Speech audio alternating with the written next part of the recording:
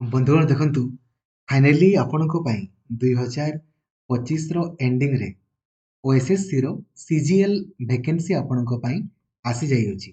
ସର୍ବମୋଟ ଆପଣ ଦେଖି ପାରୁଥିବେ 1576 ଗୋଟି ପଦବୀ ଆପଣଙ୍କର ଆସିଛି ଏବଂ ମୁଁ ଆପଣଙ୍କୁ କହିବା ପାଇଁ ଚାହିଁବି ଯେହେତୁ ଇୟର ଏଣ୍ଡିଂ ଆପଣଙ୍କର ହେବା ପାଇଁ ଯାଉଛି ତ ବହୁତ ସାରା ଆପଣ ବ୍ୟାକ୍ ଟୁ ବ୍ୟାକ୍ ଭେକେନ୍ସି ଦେଖିବାକୁ ଆପଣ ପାଇବେ।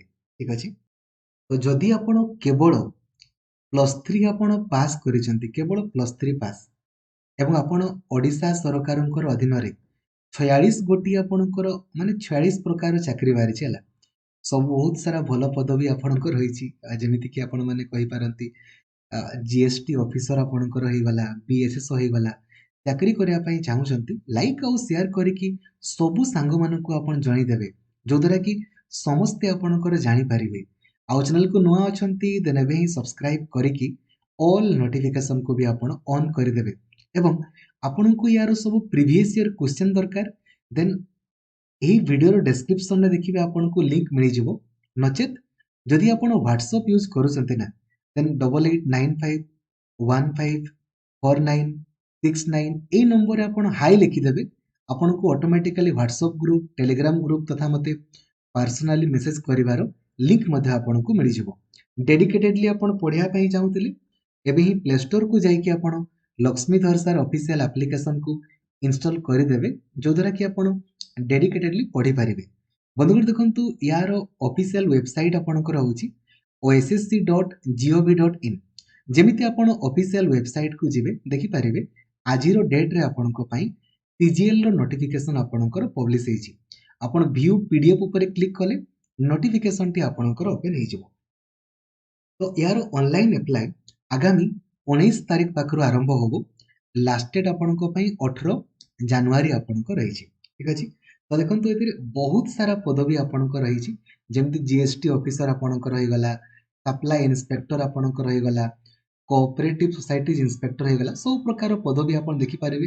BSSO ଯୋଉ ଆପଣଙ୍କର ବ୍ଲକ ମାନଙ୍କରେ ତାର ମଧ୍ୟ ପଦବୀ ଆପଣଙ୍କ ରହିଛି, ଦେଖିପାରୁଛନ୍ତି ବହୁତ ସାରା ପଦବୀ। ଠିକ ଅଛି, ଆପଣ ଏହାକୁ ଦେଖିଦେବେ ସର୍ବମୋଟ ପଦବୀ ଯେମିତି ମୁଁ କହିଲି 1576 ଗୋଟି ରହିଛି, ଯୋଉଥିରେ ଓମେନ୍ ମାନଙ୍କ ପାଇଁ 504 ଗୋଟି ପଦବୀ ଆପଣଙ୍କ ରହିଛି। ଏବେ ଦେଖନ୍ତୁ ପୂର୍ବରୁ ଆପଣମାନେ ବିଲକୁଲ ଫ୍ରି ଆପ୍ଲାଏ କରୁଥିଲେ, ଏବେ ଖାଲି ଗୋଟେ କଣ୍ଡିସନ ଦେଖନ୍ତୁ କଣ, ଦ କ୍ୟାଣ୍ଡିଡେଟ୍ସ ଅଦର ଦେନ୍ ST SC ଦିବ୍ୟାଙ୍ଗ ଏମାନଙ୍କୁ କୌଣସି ବି ଟଙ୍କା ଦେବାକୁ ପଡିବନି। ଆମର ଯୋଉ SC BC ଆପଣଙ୍କ ରହିଲେ ଏବଂ ଜେନେରାଲ ଆପଣଙ୍କ ରହିଲେ ତାଙ୍କୁ 500 ଟଙ୍କା ଦେବାକୁ ପଡିବ।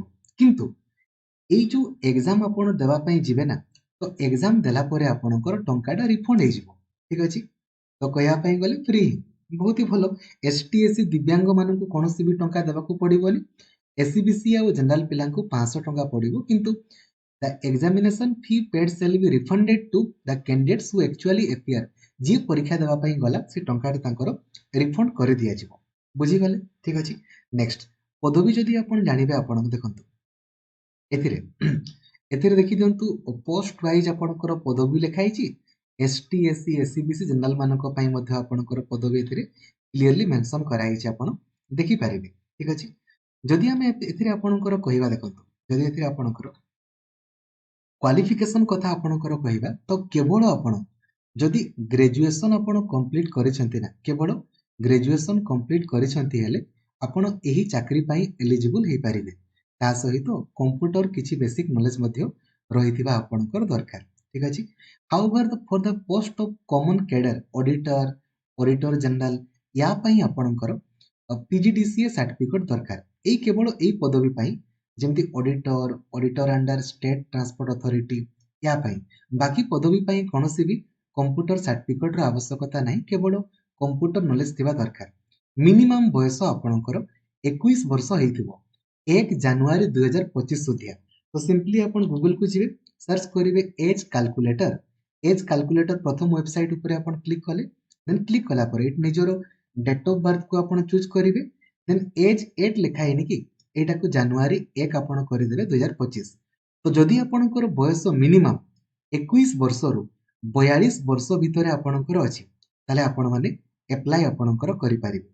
ଏଜ୍ ଲିମିଟ୍ ଆପଣ ଜାଣିଗଲେ, ମିନିମମ୍ରୁ ମ୍ୟାକ୍ସିମମ୍ एज संपर्क में आपको कहीदेली ठीक अच्छे देन जो आपणकर कहली अदर देन एसटीएससी दिव्यांग को छाड़ी बाकी सब पिला 500 टंका पड़ो एवं से टंका आपणकर जमी आप प्रिलिम्स परीक्षा देवाई जी ना तांकर टंका आपणकर रिफंड हो ठीक अच्छे बुझीगले एबे परीक्षा बा सिलेक्शन केमिति हबो ना आगो आपण प्रिलिम्स परीक्षा देबे ए प्रिलिम्स परीक्षा 150 मार्क रो आपणकर हबो जे प्रिलिम्स रे क्वालिफाई करिवो तांकर मेन एग्जाम आपणकर हबो जो थिरे टू पेपर्स 200 मार्क रो हबो गोटे ओडिया आ इंग्रजी आ जनरल स्टडीज रो आपणकर रहइबो ठीक अछि एवं जो माने ऑडिटर पदवी पई आपणकर परीक्षा देबे तांकर मैथमेटिक्स मध्ये रहइबो तापरे आपणकर स्किल टेस्ट आपणकर रहिछि को पदवी पई देखंतु जेमति बीएसएसओ इंस्पेक्टर ऑफ सप्लाईज आपणकर ऑडिटर ई state supervisor junior assistant junior clerk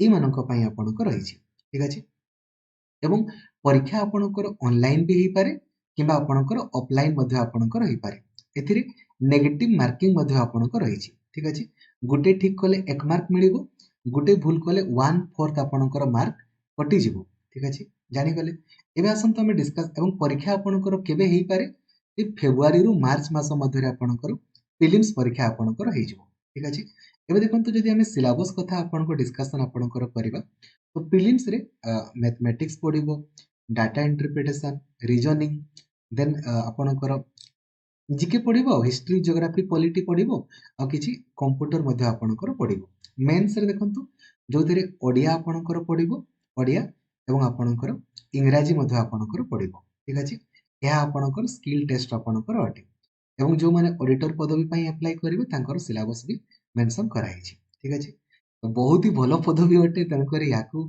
बहुत दिन वाला आपण माने वेट करके रहिथिले समस्त को लाइक और शेयर करके जणाई देबे थैंक यू जय जगन्नाथ धन्यवाद।